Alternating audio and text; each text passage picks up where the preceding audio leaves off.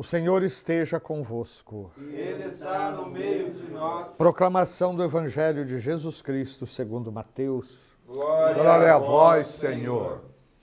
Naquele tempo disse Jesus aos seus discípulos: Nem todo aquele que me diz Senhor, Senhor, entrará no reino dos céus, mas o que põe em prática a vontade de meu Pai que está nos céus. Naquele dia muitos vão me dizer: Senhor, Senhor, não foi em teu nome que profetizamos? Não foi em teu nome que expulsamos demônios? Não foi em teu nome que fizemos muitos milagres? Então eu lhes direi publicamente: jamais vos conheci. Afastai-vos de mim, vós que praticais o mal. Portanto, quem ouve estas minhas palavras e as põe em prática é como um homem prudente que construiu sua casa sobre a rocha. Caiu a chuva, vieram as enchentes, os ventos deram contra a casa, mas a casa não caiu porque estava construída sobre a rocha. Por outro lado, quem ouve estas minhas palavras e não as põe em prática é como um homem sem juízo que construiu sua casa sobre a areia. Caiu a chuva, vieram as enchentes, os ventos sopraram e deram contra a casa caiu e sua ruína foi completa. Quando Jesus acabou de dizer estas palavras, as multidões ficaram admiradas com o seu ensinamento. De fato, ele as ensinava como quem tem autoridade e não como os mestres da lei. Palavra da salvação. Glória a vós, Senhor. Meus caros irmãos e irmãs, nós estamos já chegando ao final do Sermão da Montanha.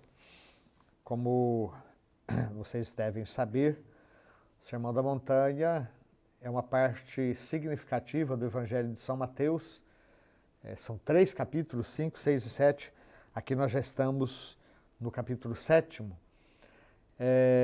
E no Sermão da Montanha, que começa com as bem-aventuranças, Jesus vai apresentar a síntese, digamos assim, do seu projeto de vida para os seus discípulos, para os seus seguidores.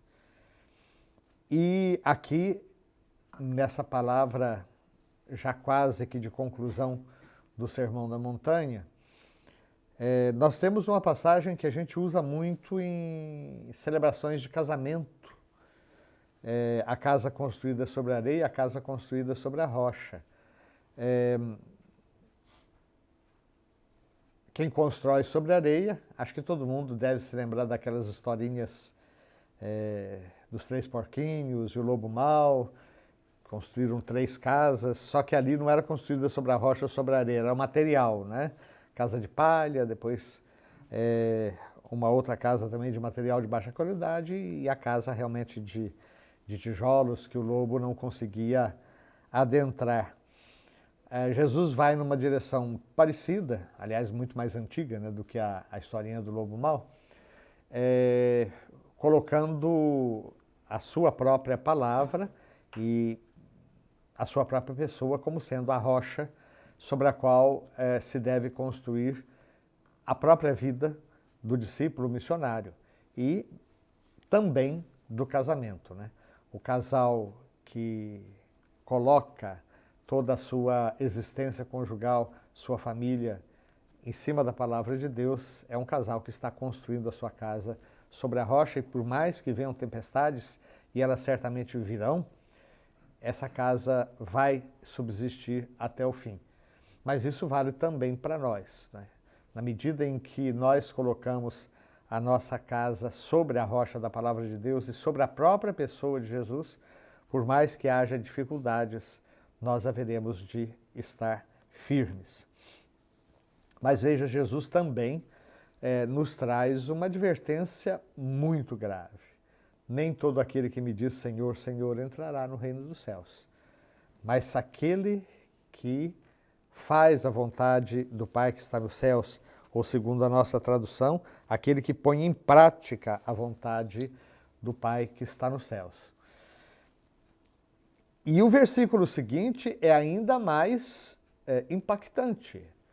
Quando aqueles que no final dos tempos serão deixados de fora, vão dizer, Senhor, Senhor, não foi em teu nome que profetizamos.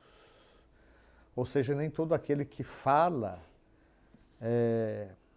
anunciando a palavra de Deus tem a garantia da sua própria salvação. Se ele pratica o mal, é o que vem logo depois. Pior ainda, não foi em teu nome que expulsamos demônios? E pior ainda, não foi em teu nome que fizemos muitos milagres? Ou seja, o simples fato de realizar milagres ainda não é uma garantia de que a pessoa é realmente de Deus. Ou que ela tem a garantia da sua própria salvação. E a resposta de Jesus é: então eu lhes direi publicamente, jamais vos conheci. Vejam que duro, né? Jamais vos conheci. Afastai-vos de mim, vós que praticais o mal. Aí a gente se pergunta, mas é possível que aconteça tudo isso? Bom, a história mostra, né, gente? A história mostra quantas pessoas que se consagraram ao serviço de Deus, sejam leigos, sejam padres, sejam bispos, sejam até papas, e que, na verdade, não foram pessoas do bem. Pessoas que muitas vezes se serviram da igreja para uma ascensão social, para interesses próprios. E essas pessoas, muitas vezes, foram pessoas eloquentes, com a pregação significativa, foram pessoas, quem sabe, até usadas como instrumentos para alguma cura, algum milagre, mas não eram realmente pessoas do bem. Essa história ela se repete com muita frequência, né? Quantas vezes nós temos até fundadores de novas comunidades, fundadores de congregações religiosas que tiveram um sucesso muito grande e depois vem à tona que eram pessoas que tinham fraquezas muito além daquilo que se poderia admitir para pessoas dessa qualificação, né, digamos. Quantas vezes foi necessário que a Santa Sé interviesse na vida de comunidades, na vida de congregações, na vida de dioceses, justamente porque os seus líderes não estavam agindo de acordo com o projeto de Deus. Então, meus queridos, aqui nós temos mais uma vez a confirmação de algo que São Tiago depois vai dizer com muito mais dureza ainda, né? Se é que é possível ser mais duro do que essas passagens, essas palavras, quando São Tiago vai dizer algo, tu dizes, eu tenho a fé, tu tens as obras. E aí Tiago vai dizer, mostra-me a tua fé sem obras, que eu te mostrarei a minha fé por meio das minhas obras.